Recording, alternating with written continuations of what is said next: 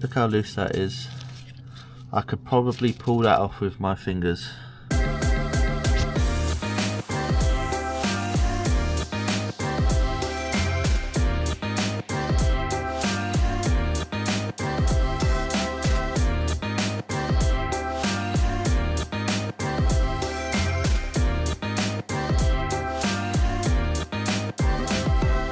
Right, welcome back to the channel. I'm Kirby.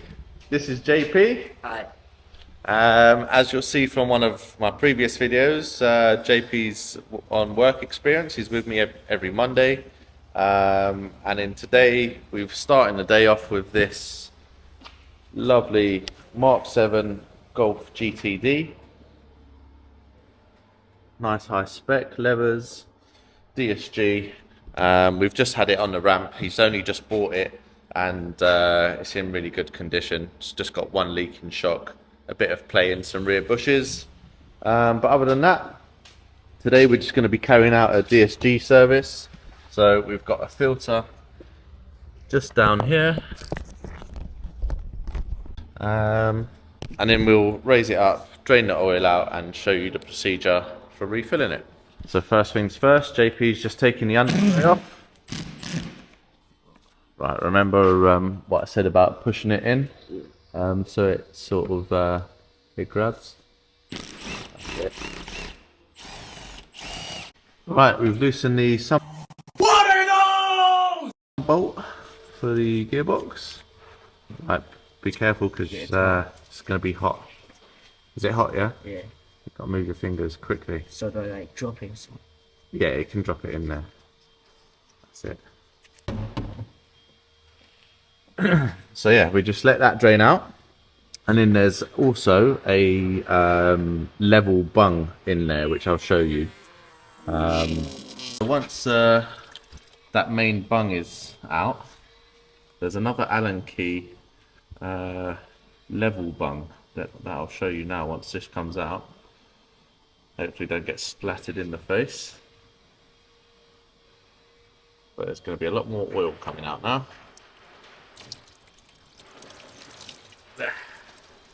See this? So this goes into the gearbox, yeah, and then the gearbox oil will sit about there, you know, filled up.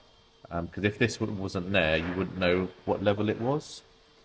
You know it's got too much oil in it if oil starts coming out of this. Yeah. So the oil level will be up here. Okay. So when we come to put the new oil in,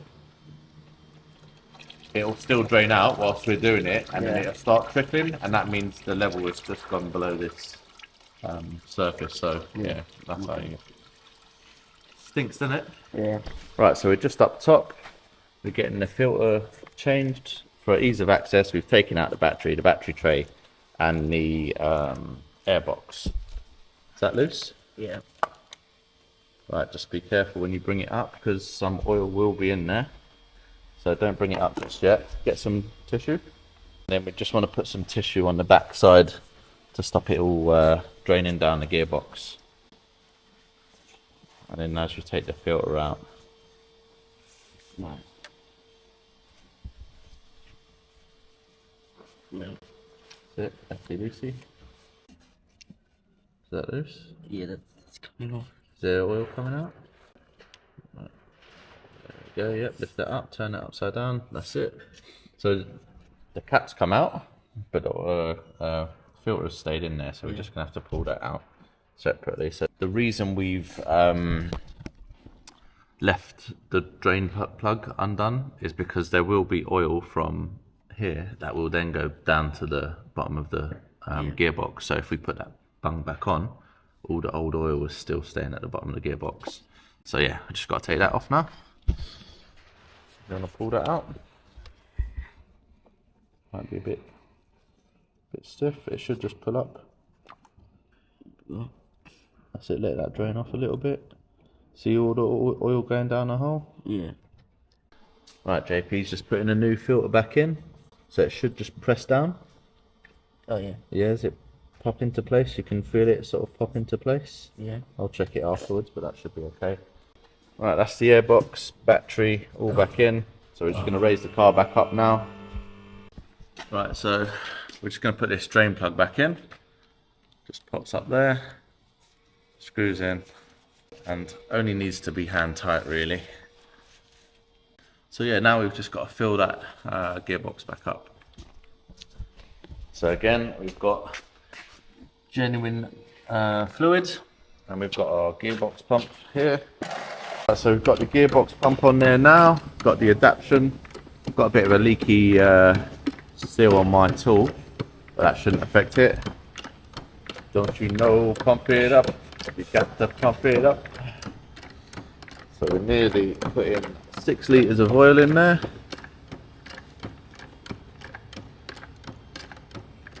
Right, so we've actually gone ahead and drained it all out, put the plug back in.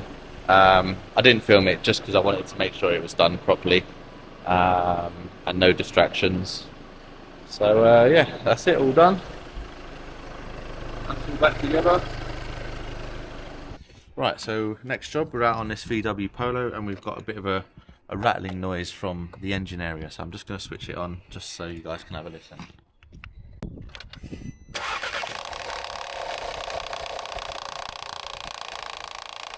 Now we don't want to run that for too long because that is coming from the timing belt area. So we're going to take this little cover off here and see what the noise is. Right, so initial inspection all looks okay. There's a bit of dirt and grime down there, but that could just be all that is. I don't think that's metal shavings. I don't know if you're going to pick it up on camera. Oh yeah, look, you can see it actually better on the camera. Can you see how the belt is jumping about? Jumping up and down? Oh yeah. Right, so this belt, look how loose that is. I could probably pull that off with my fingers without undoing that tensioner down there, so that's going to need a new timing belt. Right, that Polo was actually the tensioner that's failed. So we've come back to the unit quickly because I've had the detailers up here. And if all you remember this Mark 6 Golf that we had up for sale, it had Scirocco wheels on. I don't think you guys saw it, but all this grille was like had a red sort of paint on it. You can just see a little bit left over there. It was lowered on all 4 corners. It had a big old silly spoiler on the back. So that's ready to go now. That's looking nice and clean. So if anybody's interested, Alcantara seats, DSG, mileage is 98,000. So yeah, shout me if you want this. Right, next up we've got this little Ford Fiesta, and the complaint is we've got no clutch. So we're gonna get in now, and although the pedal is returning, there's not much pressure there. First things first, we've got to check if there's any actual fluid in there, which I think there is. Just on the side, I don't know if you can see it, but just here you've got maximum, and then a little bit further down you'll have minimum, and it looks like it's just below minimum. So first thing we're going to have a look at is the slave cylinder, which will be down here. Have a look for some leaks under here, and so if you see where I'm shining my light, you've got the engine that side, and this is the gearbox. Yep. Normally if the slave cylinder was leaking internally, between those two you'd get a load of fluid, load of brake fluid, but that looks quite dry. And as I was just saying to JP, the line that goes into the slave cylinder, it goes all the way round and it's a solid line, so it's a bit trickier, because normally what I do is just clamp off the flexi line and then see if we got pressure build up. But yeah, that does look low, so we'll have a little look for leaks inside. Ah, okay, we found the fault, JP. Can you see anything wrong down there if you move the pedal? is there something moving and there's something not moving? Can you see if there should be something attached? Oh yeah, It's like a little arm. yeah. Yeah. Right, so all it was, if I get underneath, that had just fallen off where this arm goes on. It had just fallen off this pin, and there doesn't seem to be any split pins going through this or anything holding it on. So if we press that down, we've got brake pressure, clutch pressure now.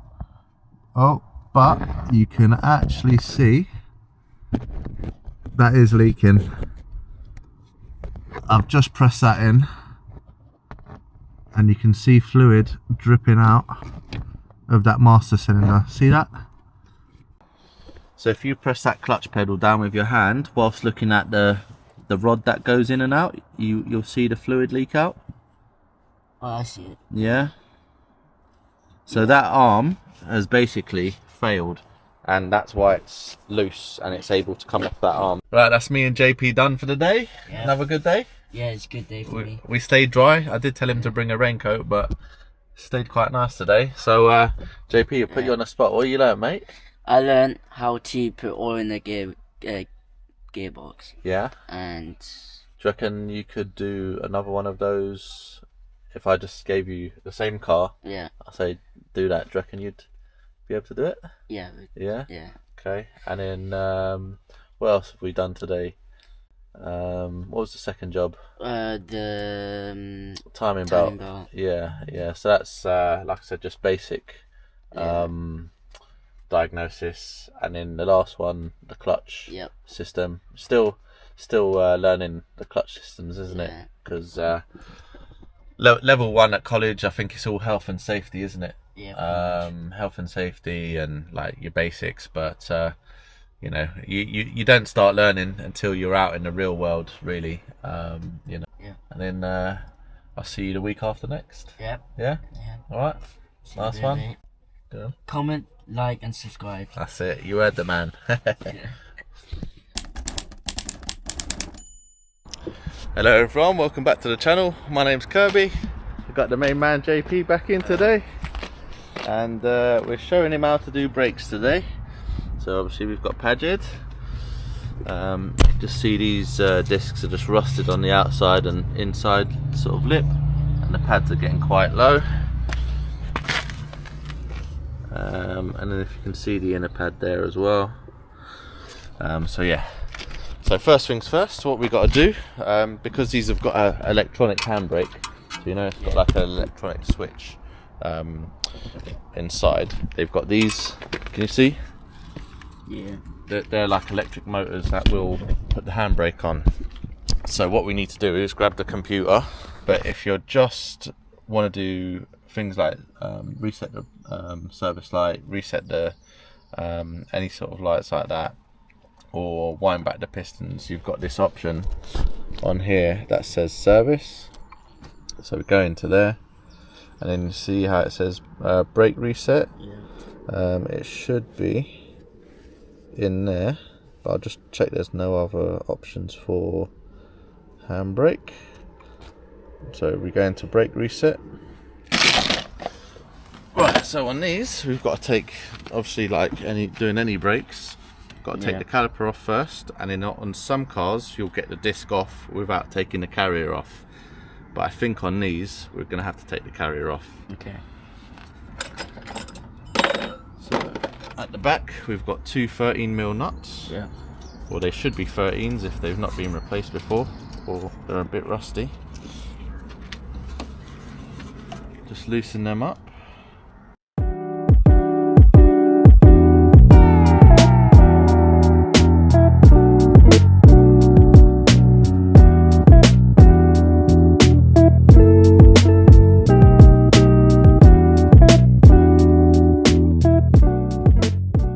Hear it, like the sort of rattling noise. Yeah. Right, so once we've done that, what we're going to do next, we'll clean this up.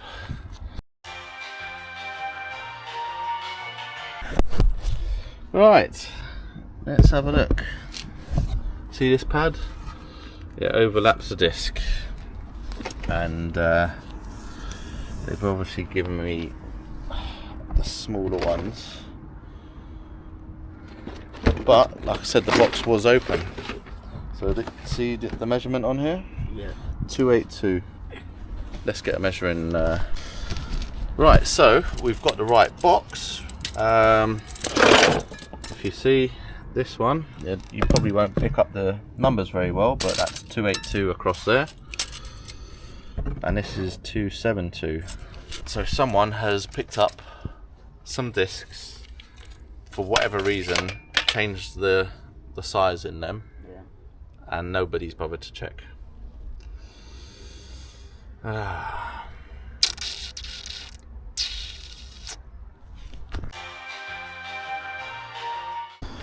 Right, we are back from Euro Car Parts. We've got the same box, but now if we look at these discs and we measure them, 282. So get these slapped on, and then we can move on to the next job.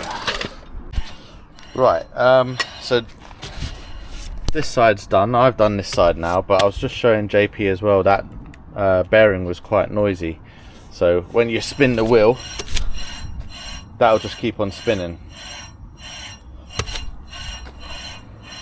That should have a bit of resistance in there. So we'll check the other side out and see if it's the same, but that just keeps on spinning. So we've got JP doing this side now. He's just checking out the jacking point, which we'll double check for him. So if you just come out there and push it in just ever so much.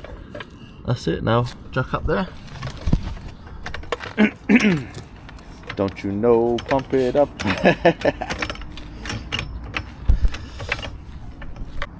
Yeah, I just clapped there. Yeah. So we've got it off the ground, but what have you just realised, JP? I forgot to loosen it. Got to loosen the wheel bolt, so back down. So to get it back down, you twist this bottom section to the left, anti-clockwise. That's it, and now you can undo these. When you're loosening something, it's easier to push down than it is to pull up, and it's better on your back as well. And your mates are going to be like, come on JP, get some muscles, mate. Yeah. Tight? Yeah. Someone might have done it up with a gun. Yeah, hold that.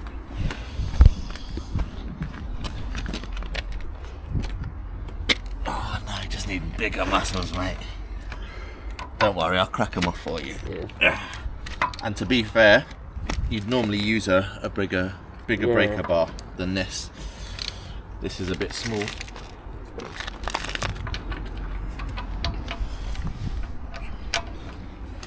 They have a gym at your college, do they? Yeah. I'm just... That's all good, mate. Right, so you can jack that back up now, because they should all be loose. That's all of them out. It's pretty solid on there, isn't it? Try and bang the side of the tyres. That's it. Either side. Too tight? Right, I'll show you what we do if it's too tight. Right, so what we do, if it's too tight, we'll get one nut in there, one bolt in there, just a few threads on. A rubber mallet, just onto the other side. Oh. And that's the reason we put the bolt in, so the wheel doesn't come flying off. So then you just put that back in there. Right, so the wheel is off and JP is just trying to get the caliper off now.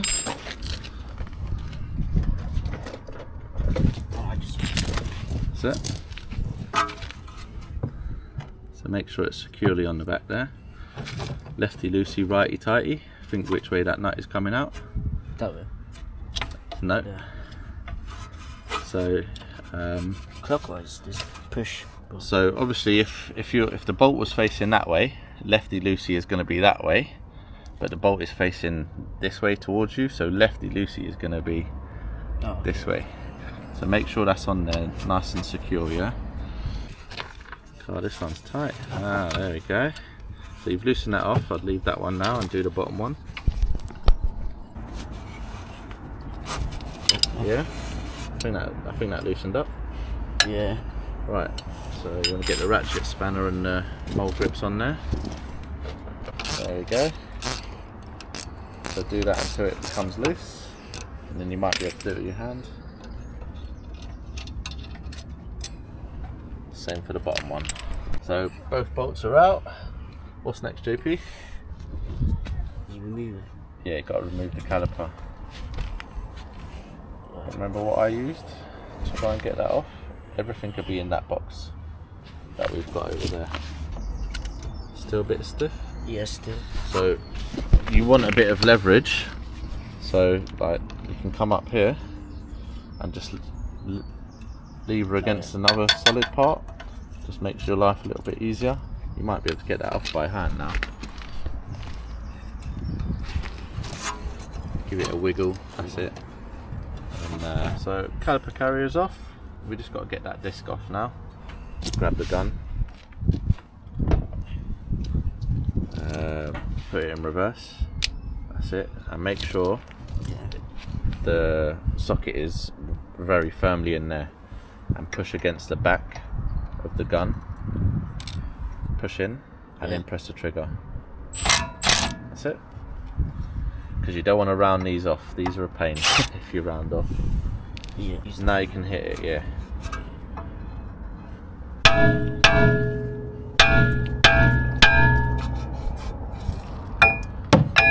Watch his body work. Go on, hit it.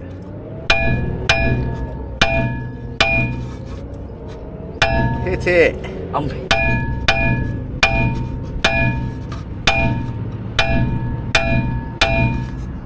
And then like hit the front of it. Yeah. Yeah. Whee! There we go. One disc. What's the inside of that one look like? Yeah, just as bad. Right, so need to clean up that face of the hub.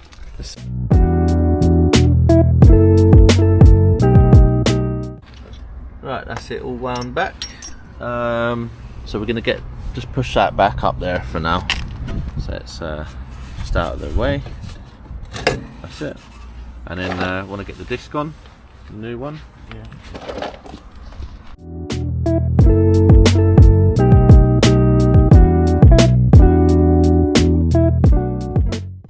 So grab one of the bolts, and you're gonna have to put it through the hole and just make sure it lines up.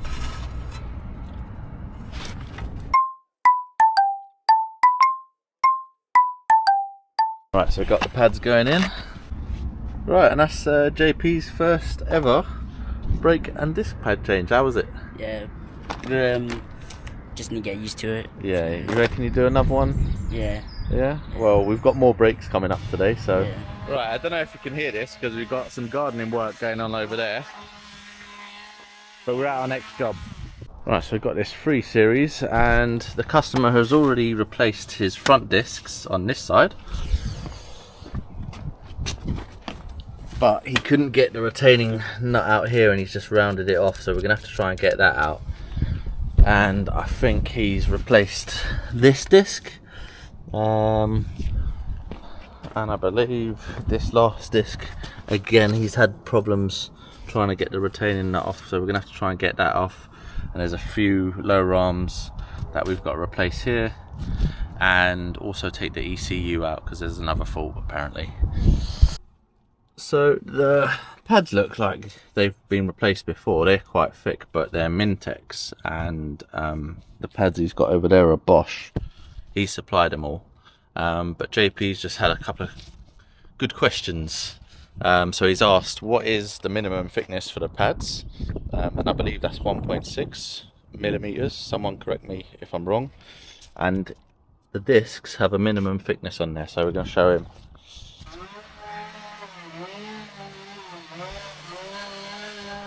We're not going to get much filmed here, but basically I've done the other side. JP is now going to have a go on his own trying to do this side.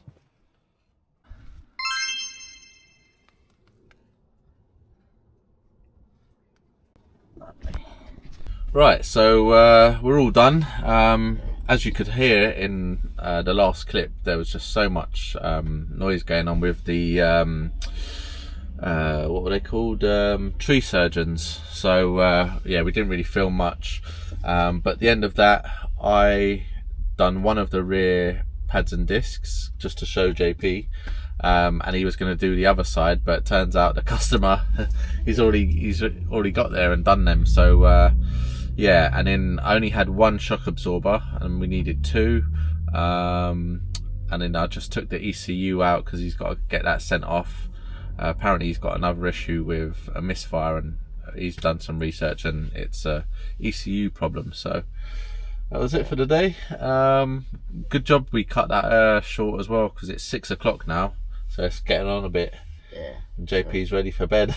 Yeah. Too tired. Tougher day today, or just more physical work than More servicing, physical. isn't it? Yeah. Yeah. But you find it all right? Yeah, all good. Yeah. Yeah. You ready to do some breaks on your own? Yep. Yeah. Just need more weight.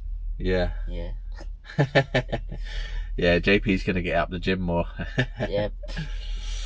Right, so yeah, hope you've enjoyed that today. Thanks for watching, and I'll leave the outro to JP. Like and subscribe. That's it. And you got a comment as well. And comment. Comment, as like well. and subscribe. Yeah, comment, like, subscribe. That's it. Right.